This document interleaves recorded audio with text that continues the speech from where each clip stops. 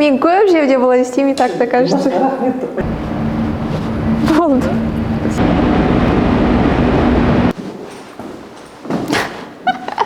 Не могу. Киноға түсіп болдық дейсің. Ұмытып қалдым. Упустила. Болды. Реклама болып кетті, да?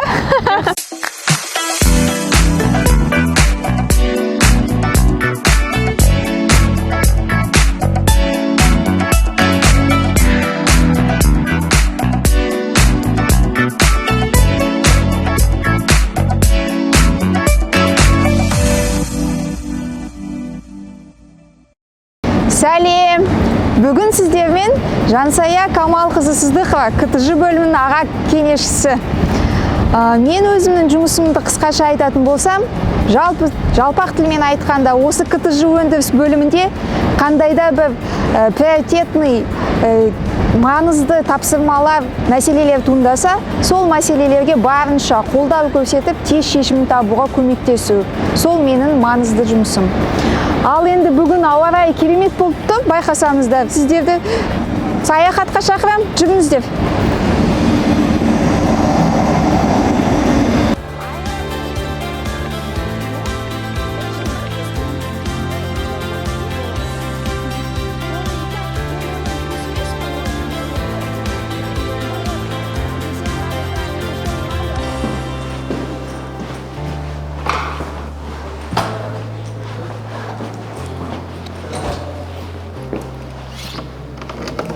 Мені 2-3 күн бұрын ғана Астанада болып едім.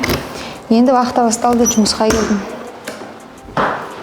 Мен КТЖ зауытында аға кеңесшісі рөлінде жұмыс атқарамын. Осы позицияға жұмысқа келгеніме мені бұйырса қараша айында 3 жыл болады. Аға кеңесшісі позициясында қандай негізгі рөлдер атқарамын. Ең басты 3 үлкен тарапқа бөліп айтуға болады, 3 сала деп. Біріншісі ол технология жағынан қолдау көрсету. Екінші саласы ол қандайда үлкенді кішіде жобалардың бәріне бюджет жағынан қолдау көрсету, капекс, опекс дейміз. Және үшінші жағы ол reliability деп айтамыз ғой, жабдықтардың сенімділігін арттыру үшін әртүрлі бізде компаниямызда процестер бар. Сол процестердің бәрін алып жүруге, енгізуге көмектесу, қолдау көрсету менің міндеттерім бірі. Жансая туралы айтатын болсақ, ол эфирге сыймауы мүмкін. Өйткені оның жақсы жақтары өте көп. Жансая бізге 2020 жылдың трансформация кезінде келді, селекциядан өтіп, группаға келгенде оны зерттейсің, қай жер осал жері, қай жерде мен көмегім керек болады деп. 2-3 ай, 4-5 ай зерттеп болғаннан кейін барып, іске кірісесің. Жақсарту жағынан. Меніңше Жансая КТЛ келмей дайындалып келген сияқты, зерттеп, КТЛ-ның қандай жерінде көмегім керек болады деп. Өйткені Жансая келіп атқанда біздер капиталды проекттарды зерделеу, зерттеу, сосын жоғарғы басшылыққа апарып дәлелдеу, сосын барып ақша бөлу жағын процесс жүргіземіз ғой. Енді КТЛ үлкен зауыт, ескі зауыт болғаннан кейін бізде проекттер көп. 15 шақты проекттер бар.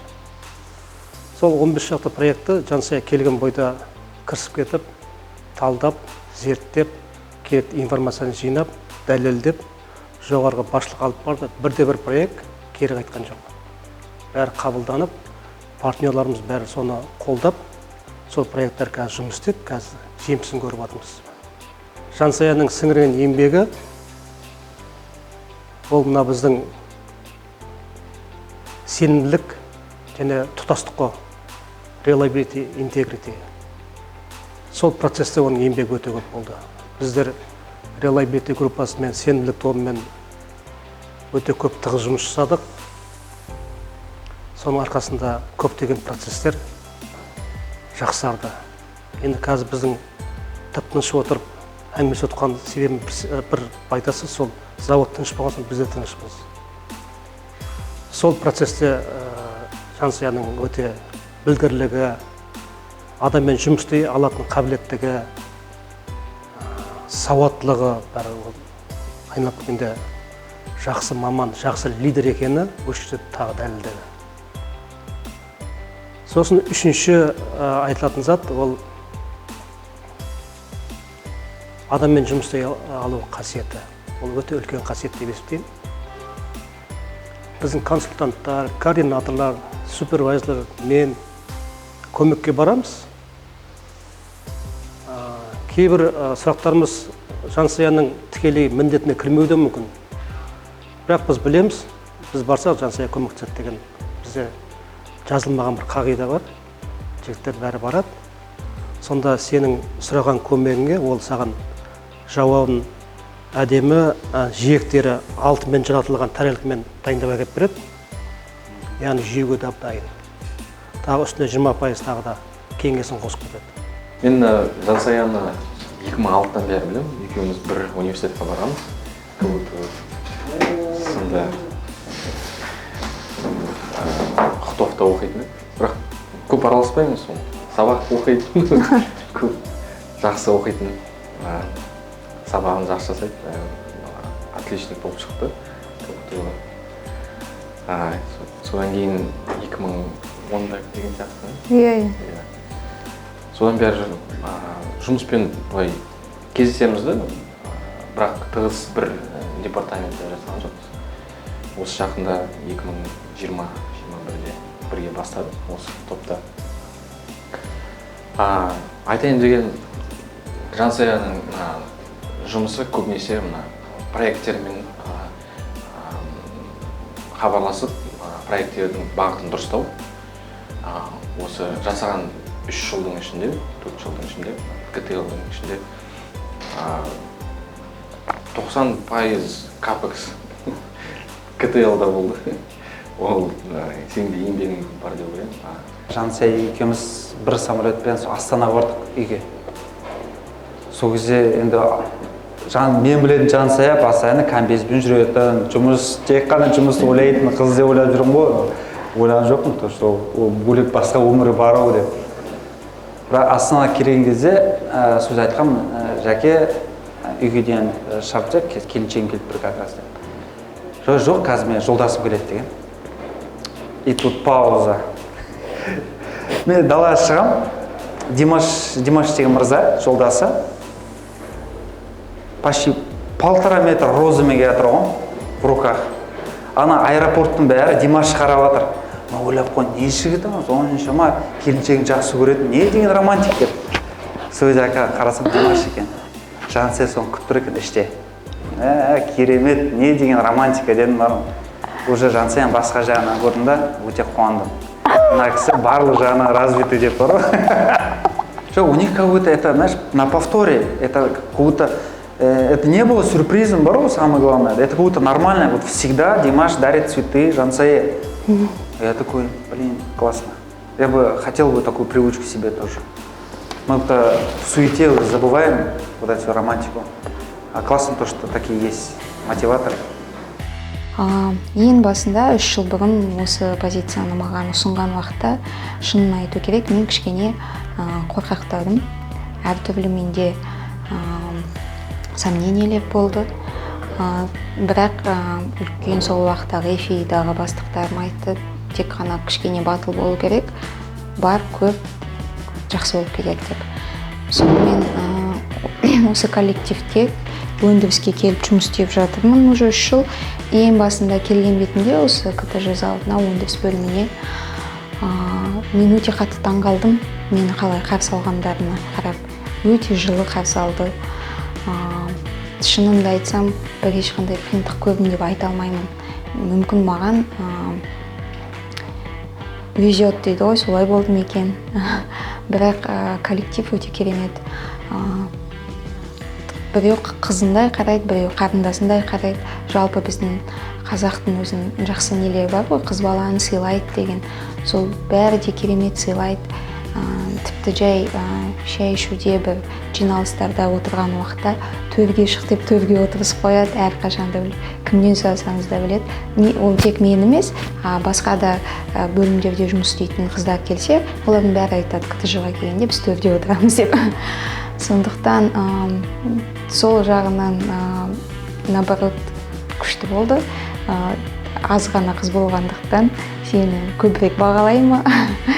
Уақытта 28 күн болса, 28 күннің артқы жағына қарай қалай ішімдегі қыздық дүнием деймін, сол шыққысы келеді сыртқа. Андай бір көйлек кигім келеді, немесе енді сондай нелер пайда бола бастайды. Әдемі киініп жүргім келеді, прическа жасаған келеді, сондай. Бірақ оның бәрін мен тен кезде істемейтінім, ол өндіріс бөлімінде жұмыс істегендіктен емес, себебі мен технолог болғанда да олай істеген емеспін. Мүмкін кішкене көбірек істедім ол уақытта, себебі қасымда коллективте қыздар көп болғаннан кейін кішкене тоже ұмтыласың. Ал негізгі себебі өйткені 12 сағат жұмыс, тек сол бір жауап, шаршайсың, сосын көп еш нәрсеге уақыт бөлгің келмейді. Ең бастысы жақсы тамақ ішіп, дұрыс ұйықтап, шаман келсе сәл-сәл спортпен заниматься ету, соған көбірек көңіл бөлемін. Мен көп жұмыс уақытым компьютермен өтеді. Жиналыстан жиналыс бітпейтін. Сосын енді көбінесе компьютермен жұмыс жасаймын да, сосын кейде маған мен әріптестерім жындырылып мені күледі. You are inside consultant. Себебі заводқа көп шыға бермейсің деп.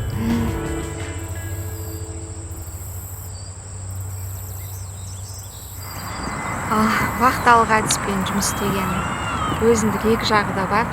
Бәрі біледі оны. Енді бұл жағынан әрбір ай сайын еңбекақы демалыс сияқты демалысым бар.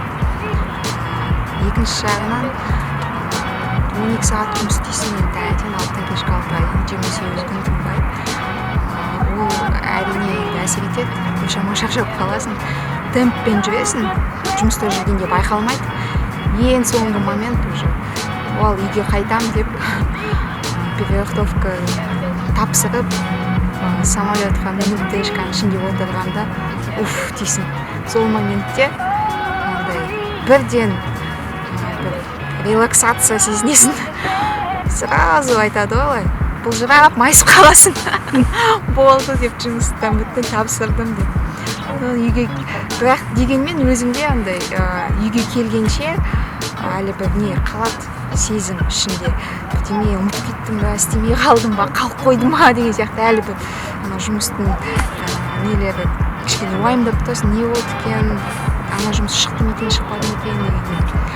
Но бірақ уже үйге келіп, өзінің жастығына басын тигеннен кейін бәрін ұмытып қаласың. Бірден бәрі мидан шығып кетеді. Енді шаршағаннан кейін сосын демаласың. Бірінші 3 күн бізге ешкім тиіспейді, бәрі біледі. Уже біліп алған, ата-аналарымыз да біліп алған. Тек ең басында әйтеуір хабарын беріңдер, аман сен жеттіңдер ме деп, келдік, бәрі жақсы деп жазып жібереміз. Каждый уже жатталған фраза, каждый раз WhatsApp-қа общий. Менің ТШО-ға алғысым шексіз. Ең біріншіден ТШО әлемдік деңгейдегі үлкен компания. Сол әлемдік деңгейде болғандықтан бұл жерде өте көп процестермен, стандарттармен, жұмыс тәртіптерімен танысып үйреніп дамисың. ТШО сияқты жас мамандарды, университетті жаңа бітіп келген жас түлектерді жұмысқа алып, оларды оқытып, дайындап, дамытатын компания аз. Мен сол үшін де алғысым шексіз. Өзім жас маман ретінде технология бөлімінде бастаған едім. Университет бітіргеннен кейін 1 айдан кейін жұмысқа келгенім осы ТШО-ға. Және де айта берсем, ТШО-ның жақсылықтары өте көп, артықшылықтары өте көп. Мысалға, корпоративный мәдениеті ең жоғарғы деңгейде деп айтсам болады. Жұмыс барысында өзіңе сенімді болып, жұмысыңды түзу, адал жұмыс жасасаң, ашық сөйлесең, саған ешкім ешнәрсе деп айта алмайды. Және де ТШО-да карьера сатысымен дамуға көтерілуге мүмкіншіліктер өте көп. тек қана сенен талап ететіні ол адал жұмыс, сосын кейін кішкене өзінің арманың болу керек, алға деген ұмтылысың болу керек, ал басқа жағдайдың бәрі жасалған. Тек жұмыс істе болды. Алдында атап өткендей, біздің компаниямыз негізі өте керемет компания, шын мәнін айту керек. Кәсіби маман ретінде өсуге, дамуға көп мүмкіншіліктер береді. Мен мысалға 10 жыл бойы алдында технология бөлімінде әртүрлі позицияларда жұмыс жасап, өзім білімімді, тәжірибемді дамыттым. Одан кейін мен осы КТЖ өндірісіне келдім, КТЖ зауытында жұмыс жасадым. Енді осы КТЖ өндірісіндегі саяхатым аяқталуға жақын. Енді мен осы ТШО-ның берген мүмкіншілігін пайдаланып, келесі бір үлкен топқа көшкелі жатырмын. Ол IOCC тобы. Сол IOCC тобында тек қана енді бір зауыт емес, жалпы осы теңіз кешенінің өндірісінің жоспарына жауапты боламыз. Тағы да басқа маркетинг сияқты, стратегиялық жоспарлау департамент сияқты үлкен сондай басқа отделдармен тығыз қарым-қатынас жұмыс жасайтын боламын бұйырса. Ал енді маған сәттілік тілеңіздер. Рахмет.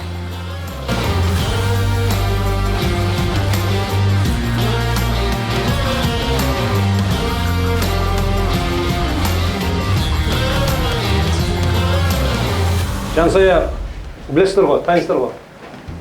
Жансаяны білмейтін кітілді адам жоқ шығар. Жансая бұйыртса ноябрьден бастап басқа позицияға ауысып отыр. Сол жігіттермен кішкене рахметін айтайын деп, сол енді қимай Жансаяны жақсы деп отырық. Жансая, не дейсің? Сәттілік, жігіттер, қош келдің деп, қауіпсіз өтсін уақыталарым.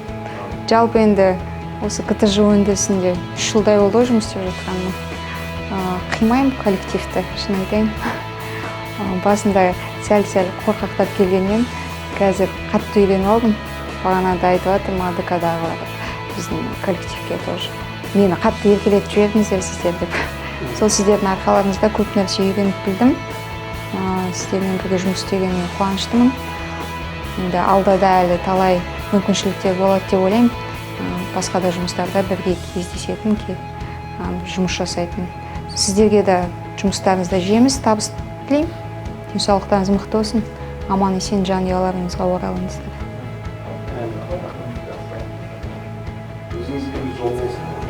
Рахмет.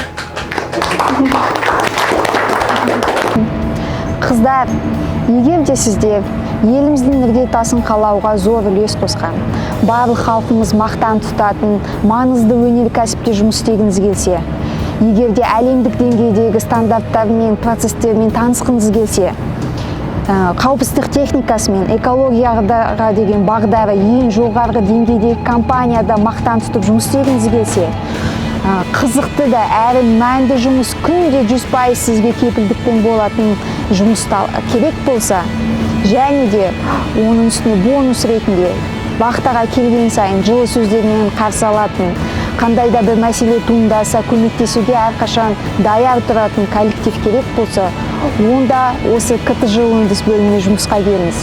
Сіздерден керегі тек екі нәрсе: сәл-сәл батылдық және талап.